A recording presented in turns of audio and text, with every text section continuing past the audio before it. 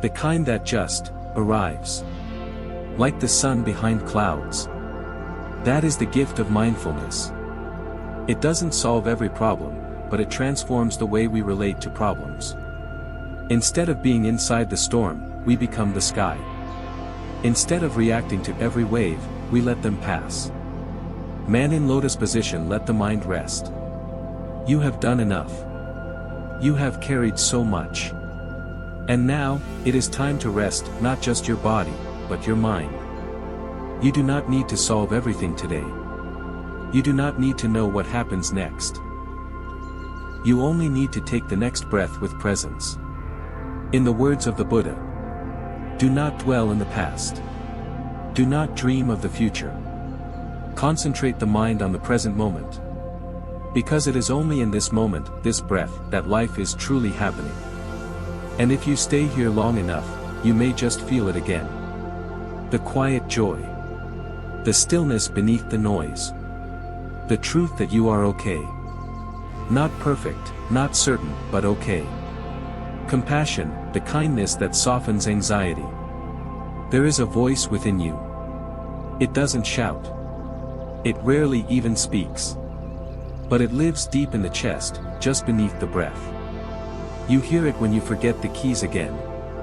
When your joints ache. When the tears come unexpectedly in the middle of a quiet afternoon. It says, "What's wrong with you? You should be stronger. You're such a burden." This voice is not truth. It is a wound. And it has gone unheard for far too long. Cherry blossom, the forgotten practice, self-compassion. In all my years of studying the Dharma, teaching meditation, and counseling students of all ages, I have found one thing consistently harder to practice than mindfulness or even wisdom. Self-kindness. We are so quick to offer compassion to others, to children, to aging parents, to strangers on the street. But when it comes to ourselves, especially in moments of anxiety or fear, we become harsh. The Buddha once said, "You yourself, as much as anyone in the entire universe, deserve your love and affection." Yet, for many of us, these words feel impossible to believe. Why? Because we have internalized a dangerous idea, that kindness must be earned. That only the perfect parts of us deserve tenderness. That we must fix ourselves before we are worthy of love. But Buddhist compassion is not conditional. It is not something you get when you succeed. It is something you practice, especially when you struggle. Tulip, the story of Ruth, a soft beginning. Let me tell you about Ruth, an 81-year-old woman who joined my community class after losing both her husband and sister within the same year. She described herself as a shell of a woman, someone who had spent a lifetime giving to others but never really listened to her own heart. When I invited the group one afternoon to place their hands on their hearts and whisper, "May I be kind to myself in this moment? May I accept myself just as I am?" Ruth couldn't do it. She looked away. Her hands trembled. After the session, she confessed. It felt selfish, like I was betraying the people I loved by turning that love inward. And yet, with tears in her eyes, she added, "But I also realized I've never said anything kind to myself. Not once in 80 years. This is the tragedy of many quiet lives.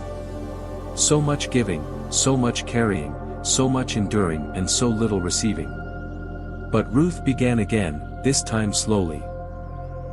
Each morning before her tea, she would sit, breathe, and place her hand on her heart. She told herself not what was wrong, but what was true. This is hard. And I'm doing the best I can. Anxiety needs tenderness, not force. When we are anxious, we tend to respond with either fear or force. We try to push it away. Fix it. Silence it. But as Buddhist psychology teaches, what we resist, persists. What we turn toward with compassion, softens. Your anxiety is not an enemy. It is a younger part of you, frightened, trying to keep you safe. It doesn't need punishment. It needs presence. So the next time anxiety rises, try this. Place your hand on your chest or cheek, a gesture of care. Whisper something kind, something you might say to a dear friend. Oh, it's okay to feel this. Oh, I'm here with you. Oh, this too shall pass. This is not indulgence. This is reconnection. When you offer yourself compassion, your nervous system begins to relax. The body remembers safety. The mind becomes less reactive. The heart begins to open again. Yellow heart, offer a cup of tea to your fear. One of the most beautiful metaphors in Buddhist practice is this. When fear comes to visit, don't slam the door. Invite it in. Offer it a seat. Pour it a cup of tea. Not to indulge it. Not to worship it. But to see it clearly. To say, I know you're here. Let's talk. This radical gentleness changes everything. Because underneath most anxiety is a longing to be seen, to be heard, to not be alone in the dark. And when you begin to hold that fear like a frightened child rather than a monster, something sacred awakens inside you. Compassion is not weakness. It is the strongest response to suffering. Sunflower practice for the heart. Here's a simple daily practice you can do even in your bed, even when the world feels heavy. 1. Place one hand on your chest. 2. Breathe in slowly and deeply. 3. Whisper softly. May I be kind to myself. May I meet this moment with love. 4. Exhale slowly. 5. Repeat for 3 breaths. Do this every day, especially when you feel small or scared. You are relearning what it means to be human. You are becoming your own safe space. The thought that destroys anxiety, this is not me. There comes a moment in every spiritual journey, quiet, piercing, when you no longer ask, how do I fix this anxiety? But instead begin to ask, what am I mistaking as myself? This shift in question is not small. It is revolutionary. Because anxiety becomes unbearable only when we believe it is ours. When we identify with it. When we say, this is my anxiety. This is me. This is who I am now. But the Buddha offered something radically different. A liberating insight that echoes through centuries. This is not mine. This is not me. This is not who I am. Water wave, you are not the wave, you are the ocean. In the Anatalaka Sutta, the second discourse the Buddha gave after his enlightenment, he pointed clearly to the nature of all things. This body is not mine, these feelings are not mine, these thoughts are not me. This is the teaching of non-self, anatta, and to the modern mind, it may sound almost offensive. How can I not be myself, we ask. But pause for a moment. Breathe. Is the ache in your chest truly you? Is the fleeting thought, I'm worthless, truly your identity? Or are these just clouds drifting through the sky of your awareness? You are not the clouds. You are the sky. Wind faced the story of Walter, finding the space within. Walter, a retired architect in his late 70s, came to one of my meditation retreats in silence and left in tears. He had struggled with anxiety since his wife passed, but what truly haunted him was the fear that he was becoming a burden. I feel like I'm fading, he whispered one morning. Like I'm no longer anyone. We practiced sitting in silence together, and during a guided meditation I offered the classic phrases. This is not mine. This is not me. This is not who I am. Walter repeated it. Over and over. And at the end of the session, he said, I felt space. Like something loosened. What loosened was not just anxiety. It was the grip of false identity. Milky Way breaking the illusion of ownership. We are conditioned to believe that everything that arises in the mind belongs to us. But that is not the teaching of liberation. Ownership of thought is delusion. You don't own your sadness. You don't own your panic. You don't own your racing heart. These are experiences, not definitions. They are events, not essences. And when we say, "This is not mine," we are not rejecting the experience. We are refusing to be enslaved by it. When we say, "This is not me," we are not denying the feeling. We are remembering we are more than the feeling. When we say, "This is not who I am," we are breaking free from the prison of mistaken identity. Unlocked the power of unbinding. In Buddhist practice, there is no greater release than disidentification, not in a cold, detached way, but in a wise, compassionate way. You are not your past. You are not your trauma. You are not your fear. You are the field of awareness in which all these things rise and fall. Try this exercise right now. 1. Bring to mind something that causes you anxiety, a worry, a memory, a fear. 2. Visualize holding it in your palm. 3. Gently, softly repeat. This is not mine. This is not me. This is not who I am. 4. Breathe into the space that opens. Notice, your heart doesn't close, it opens. The fear doesn't intensify, it softens. And the self you thought you were dissolves into something freer, more spacious, more alive. Shooting star, the real you has no name. Who you truly are is not a role, not a label, not a storyline. You are not the anxious one. You are not the widow, the retired teacher, the forgotten. You are awareness itself, beyond age, beyond fear, beyond identity. When this realization lands, even for a moment, anxiety begins to unravel. Not because it has been defeated, but because its illusion of ownership has been seen through. And in that moment, peace flows in like a breeze through an open window. Living the practice, making peace a daily companion. Too often, spiritual teachings are left on the meditation cushion, in the pages of books, or echoing faintly from a retreat long gone. But the true power of Dharma lies not in ideas, it lies in how you fold your blanket. How you sip your tea. How you walk down the hallway of your quiet house at 3 a.m., heart racing. Peace is not found in theory. It is made real in the smallest things. The Buddha never wanted us to retreat from life. He wanted us to awaken within it. Practice in the ordinary. You don't need incense or a shrine to practice mindfulness. You don't need robes or silence or chants to return to presence. You need only this moment. This body. This breath. Let me tell you about Yuki, an 83-year-old woman I met in Japan. She had never formally meditated, but every morning she swept the temple grounds with full attention. When I asked her if she practiced mindfulness, she smiled and said, "I don't know about meditation. But I greet each leaf with love." Every sweep of her broom was a prayer. Every movement a return. This is living the practice. This is where Buddhism stops being a philosophy and becomes a way of being. Fallen leaf, what does practice look like in real life?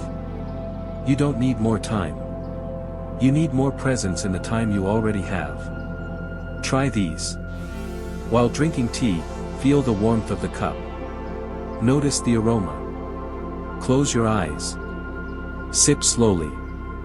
While folding laundry, notice the texture of the fabric. Breathe in the scent. Smile gently as you fold. When walking, match your steps with your breath. Feel your feet touch the earth. Whisper silently, "I am here." Even moments of anxiety are part of the practice.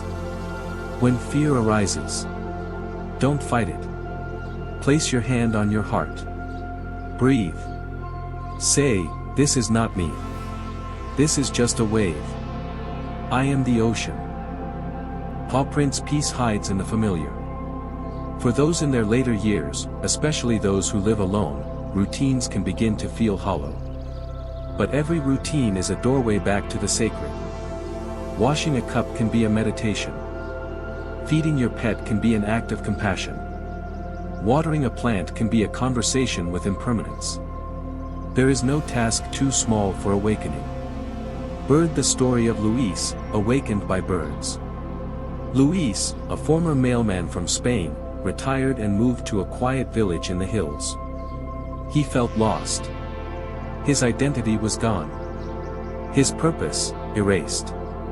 He told me, "All I do now is feed the birds." But slowly, he began to notice something. The birds came at the same time each morning. They waited for him. And as he sat and watched them eat, he began to hear his own breath. He began to notice the light changing across the floor.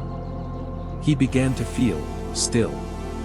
He said, "Feeding the birds became feeding my soul. They reminded me I still belong to the world." That is mindfulness. That is presence reborn in the simplest act. Sun behind small cloud, you are already practicing more than you realize.